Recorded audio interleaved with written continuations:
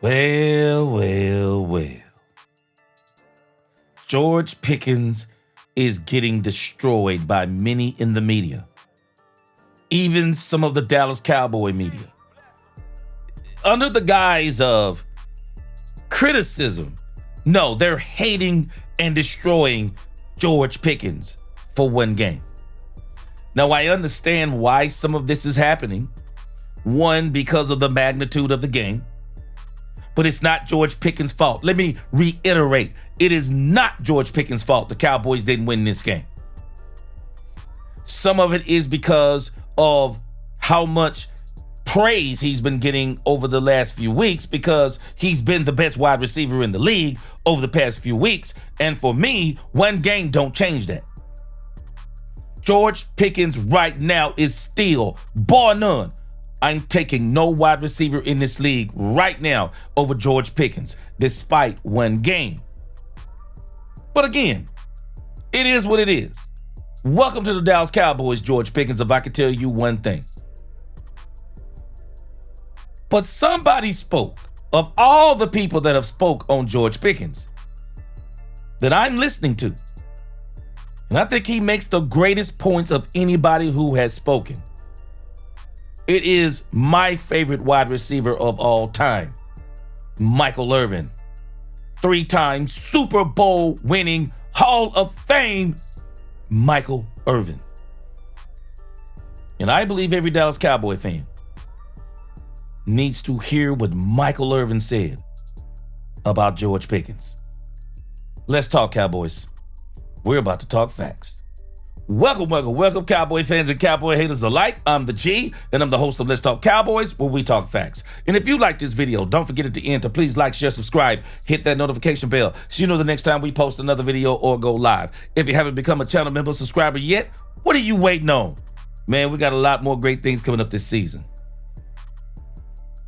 Now let's talk facts. George Pickens. Welcome, George Pickens. If you ever watch this video, I would say welcome to the Dallas Cowboys. Any criticism George Pickens ever got with the Pittsburgh Steelers, it's magnified times 1,000 now. It is magnified because the games with the Cowboys, they're always bigger than life. Everybody gets up to play the Cowboys. All eyes are on the Cowboys. Not to mention, this was a must-win game for the Cowboys. Would have really put them in the driver's seat of the playoffs. But people need to understand, because everybody's always looking for somebody to blame. But George Pickens is not the reason why the Cowboys lost this game. There was enough blame to go around, and he is the least of my worries as far as blaming people in this game for a loss. We're going to talk about that in the next video. But nevertheless, everybody has had something to say about George Pickens. It really got set off with Richard Sherman. Then we've seen some of our own local media people talking bad about George Pickens and talking about him like he's some kind of basket case with mental issues and all this old crazy nonsense. I love George Pickens. I love his attitude. Does he still have some growing to do? Welcome to being a human being. We all still have a lot of growing to do. I'm still right now taking George Pickens over any wide receiver in this league. You don't have to agree, but I would. Now, in case you did not know, Michael Irvin is my favorite wide receiver of all time. There's only 2 wide receivers that I would even have a discussion about taking over Michael Irvin. Jerry Rice in his prime, Calvin Johnson in his prime. But other than that, I'm not having that conversation. I'm taking Michael Irvin, not just because of his athletic ability, not just because of what he could do on the field, but it was his leadership on the sidelines, in the huddle, and on the field, and his will to win. 3-time Super Bowl, All-Pro, you name it, it is Michael Irvin, and he deserves the name the playmaker. And when Michael Irvin talks football, I listen. Even if I don't agree, I listen. Because I know Michael Irvin, unlike many who have been talking about George Pickens, Michael Irvin is coming from a place of genuine love for George Pickens. Check out what Michael Irvin had to say about George Pickens. Came up short. Everybody talk about Flournoy and all the plays he made, and he had over 100 yards, and that was his breakout game without CeeDee Lamb. And it was interesting because this I say to you. There's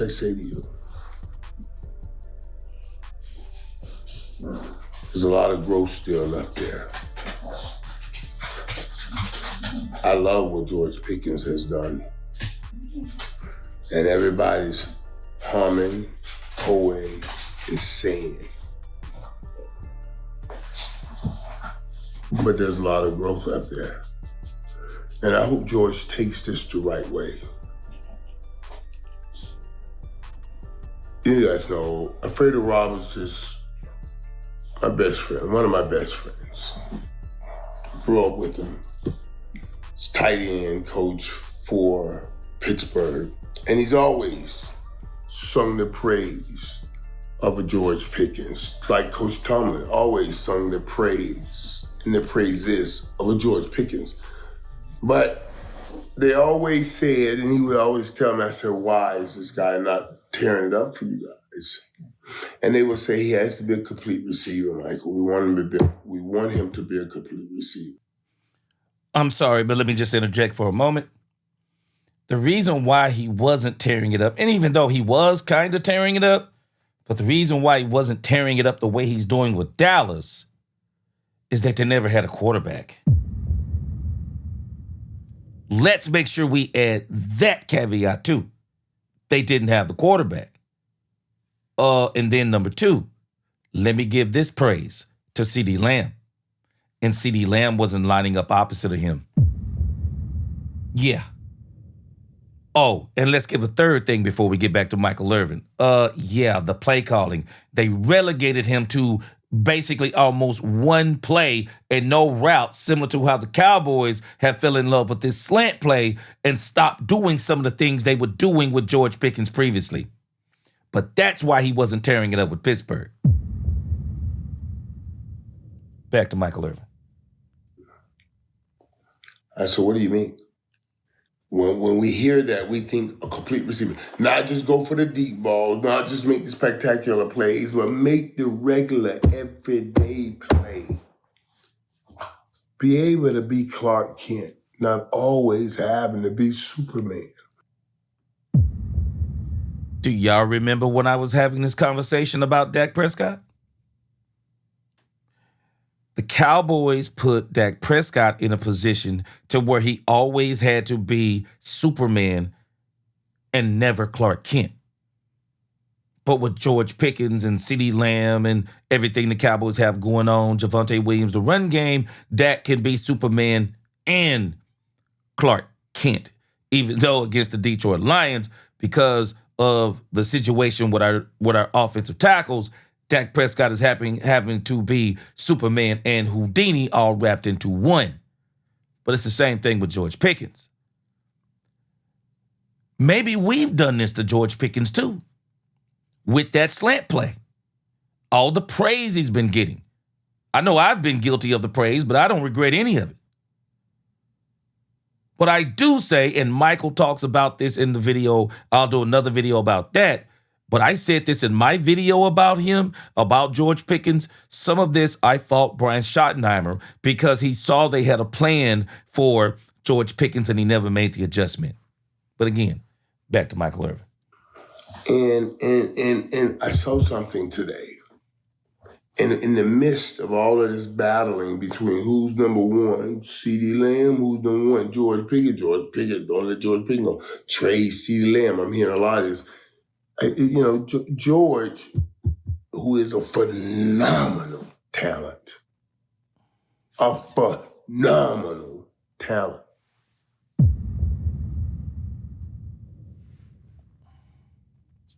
has to understand the responsibility of being a number one receiver is not talent-based.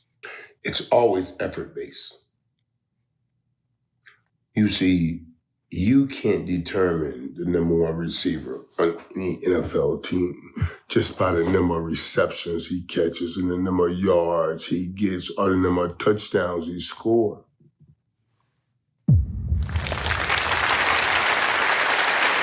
This point right here that Irvin is making is crucial. This is the greatest critique of George Pickens. This is the greatest critique I've heard. It's not just a performance. This is why I told y'all, I take Michael Irvin over any wide receiver in history because of this understanding right here. It's not just the stats. That's why I love Michael Irvin. It's the intangibles. It's the intangibles with this man. The things that he did when he was not catching the ball. When GP realized they had a plan for him, GP had to still play hard. And I think what frustrated GP, they had a plan for him. I do think it frustrated him. And Brian didn't make those adjustments. And GP, because they had a plan, he knew, and probably even thinking in his mind, okay, they're not going to go to me, or maybe they shouldn't go to me right here, but that's not Dak Prescott's MO. No, Dak Prescott, when he puts his trust in you, he don't care if you're covered. He has the most tight window throws in the league. We see how he forces balls sometimes to CeeDee Lamb. We see where Dak Prescott will throw balls. He'll throw you a football, and you're like, that guy's not open. Well, that guy is open in the eyes of Dak Prescott. This is the next phase for George Pickens. Growth. More growth. And he is incredible, and he's going to continue to be. But listen to the rest of this explanation. Michael Irvin kills it right here. The number one receiver is determined by the effort he gives daily, plainly, not when he wants to. It must be daily. It must be played. Every play, every day, you have to give maximum effort. I can't outrun anybody. I'm not stronger than everybody. But the one thing I can control, and I can't control being faster than everybody. I can't control being stronger than everybody. But I damn well can control giving more effort than any fucking body. Than any fucking body. And when I watch football tonight, and I see such a great talent.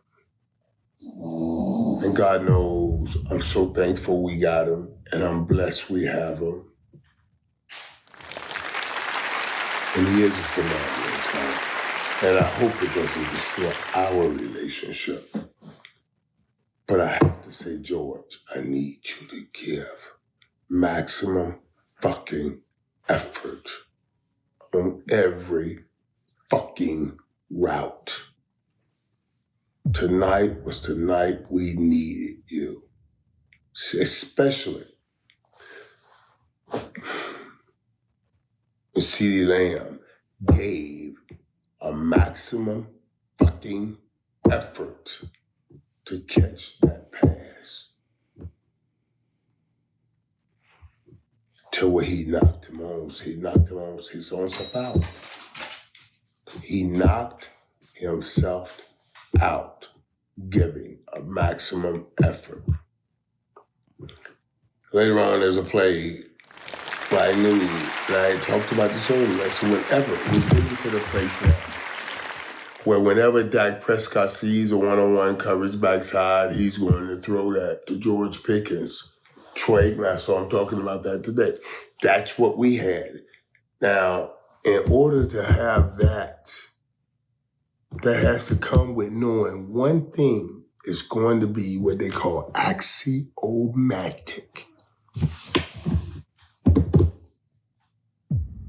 One thing must be axiomatic. Self of it.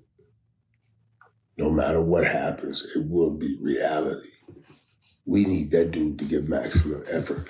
Troy knew I would because of the work I had put in.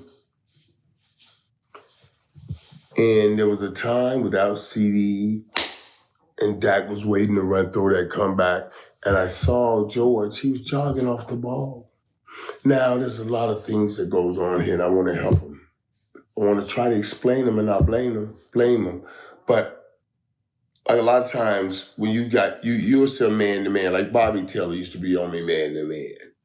But there was a safety over the top that would always roll to my side. And I knew I wasn't getting the ball. Now, this is what I explained in my video. George Pickens sees exactly what Michael Irvin is talking about.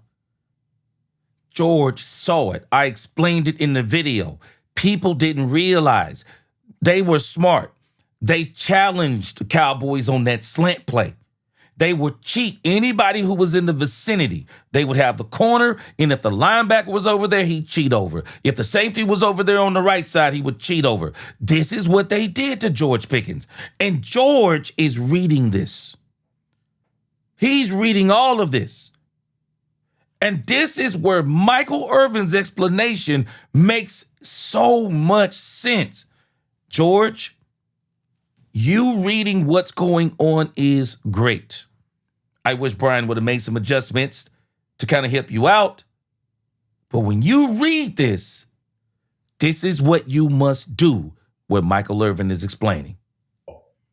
Because if I'm releasing on Bobby Taylor and I got a safety rolling over, if I'm the X, that's the single side receiver, I got a tight end and a Z over here, and we have the safety over top of me. They have to be one-on-one. So I know I may not get this ball. But in order to give them full opportunity to do what they have to do, to give us as an offense full opportunity to get the first down we need to get, I have to give full effort, even though I damn well know I ain't getting that damn ball, because I got a guy pressing me and a safety running over top. And I'm explaining it so you guys can understand. Sometimes that receiver may jog off the ball. He's not even running. Like we saw tonight with George. He's not even running, but George can see the coverage. I'm just saying he may be able to see the coverage, and he says, I'm not going to get this ball, and he jogs off. But this is what you cannot do. Because everybody is afraid of you, but you're the number one receiver. If they see you not giving full effort, then they'll feel disciplined. Dak threw that ball backside, man. I didn't even see the all 22. I just saw the matchup. It looked like a one-on-one matchup where George jogged off the ball and then tried to get in order and then start running and catching it. And I was like, Which is not unusual for George. Steve Smith Sr. explained this. Yeah, George actually does that sometimes. It's not unusual for George Pickens to do that. Because it's like he's trying to bait the cornerback into, coming up, and then maybe he'll do a go, or that's George trying to lure those guys in so he can do whatever he does once he gets his hand on the ball. But Michael Irvin is explaining something incredible. Even when you think you're not getting the ball, play like you're getting the ball, because that will allow the Flanois, the Turpins, and even Lamb, it will allow them to make even bigger plays. Growth. This is what the Steelers were talking about. So hopefully, I'm praying, and I haven't seen it because the game just ended. I'm praying that safety came over the top and he was reading, and that's what made him idle down. Yeah. Not just an effort. Yeah. It's not just an effort thing where he didn't want to give that effort. I'm hoping that's what it was. I don't think it was an effort thing. I agree. Put all 22 out until a few hours after the game. I'll get that. And I'll look at it. But I have to say something about the effort. I don't even care if the safety was over top. I still need a better effort. Sell it. Because there was no CeeDee Lamb in the game. Sell it. I get it, Mike. And we were looking for hope. And that's what a number one receiver gives. Hope. I garnered the nickname, the playmaker. Wasn't something I gave myself. This was something they gave me. Because when it looked like there was no play to be made, I made the play. And Dak was giving you that opportunity tonight, even when you jogged off the ball. George, I love you, brother. We all want to love you immensely. And we want to believe in you immensely.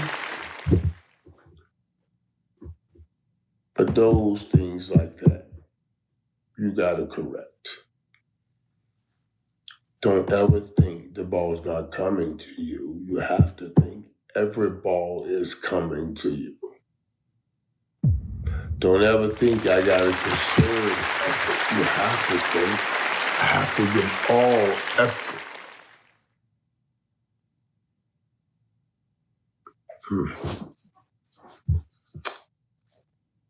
I don't want to sit here and put this all on you, and you've been great. And we thank you for being as great as you've been and the things that you have done. But buddy, I promise you, George, if this is the room, this is your floor, this is your ceiling. When I see my brother and you are having an incredible year, a lot of people will pay you, and a lot of people will say that you deserve to be one of the highest paid than you do, brother, by the year you are having. But you're so blessed, brother. Your floor, and this is your ceiling. I'm telling you, you are so blessed that you're not even halfway towards your ceiling. And look at what you're doing. I'm talking about, brother, you're somewhere in this first half.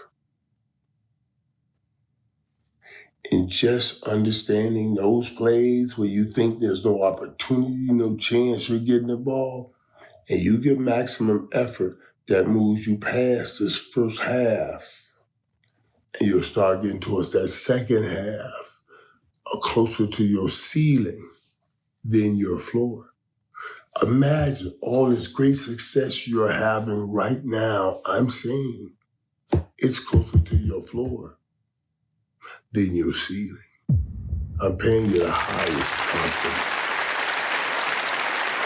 I don't want you to take it back. But I want you to be able to give maximum effort so you get closer to that ceiling. And don't live near that floor. And it won't matter what team you go to and where you end up. I promise you.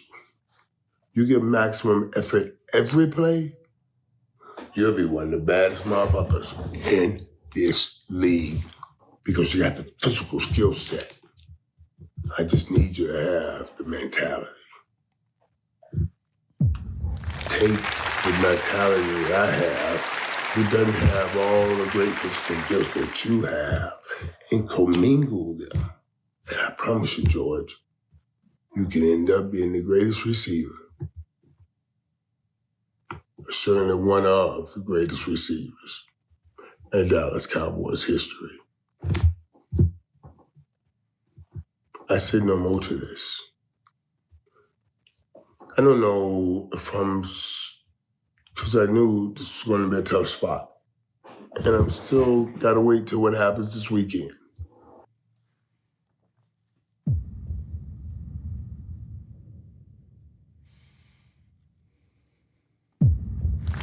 Yeah, that's the playmaker. That's why he is my favorite wide receiver of all time. I'm taking nobody over Mike. I'm taking nobody over Michael Irvin. And as I close this out, Proverbs 9:8 says something, and I hope that George Pickens listens to Michael Irvin. Proverbs 9:8 says, reprove not a scorner, lest he hate you. But rebuke a wise man, and he will love you. And what I am hoping is George Pickens is a wise man, because of everybody that's been speaking, this is the best that I've heard. Because Michael Irvin is not coming from a place of trying to get notoriety, clicks, and likes. He's a Dallas Cowboy for life, and he wants to see George Pickens be successful. Michael Irvin is speaking from a place of love. And the thing that I think that could be an issue that George Pickens could be struggling with, because I think Mike is saying something powerful. Maybe he's struggling with not trying to be the number one. That there is a certain behavior from the number one. But where George is got to grow is don't worry about trying to either be the number one or not trying to be the number one because of CD Lamb. Just be the best you can be. And let all them other chips fall where they may. And don't worry about people's feelings. This is how I live my life. I don't worry about people's feelings. I don't worry about people's feelings. I don't worry about people's emotions. I don't worry about what people say, because I hold myself accountable to no man. I hold myself accountable to God. And wherever there is accountability to people, I hold myself accountable to being a resource or being the best that I can be to help them.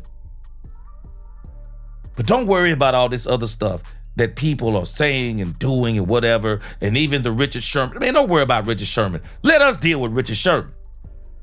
George Pickens, we can deal with Richard Sherman, especially content creators. I mean, we can't out-talk him on football, but we can definitely speak up for you. Put your nose to the grind, George. You got this, man. So much growth you've had this season. Don't worry about these haters. You know you're doing something right when the haters come out. Hate comes with greatness. And that's the truth. Y'all tell me what y'all think about what Michael Irvin said. This is the best thing I've heard, the best comments I've heard on this thing with George Pickens the entire week, and I absolutely love it. And I hope George Pickens listens to it. I hope he picks up the phone. And man, you know what? Hey, George, let Michael Irvin mentor you. Y'all tell me what y'all think in the comments. Like, share, subscribe, hit that notification bell. Until the next time, DC4L, God bless. Let's talk Cowboys, where we talk facts. Peace.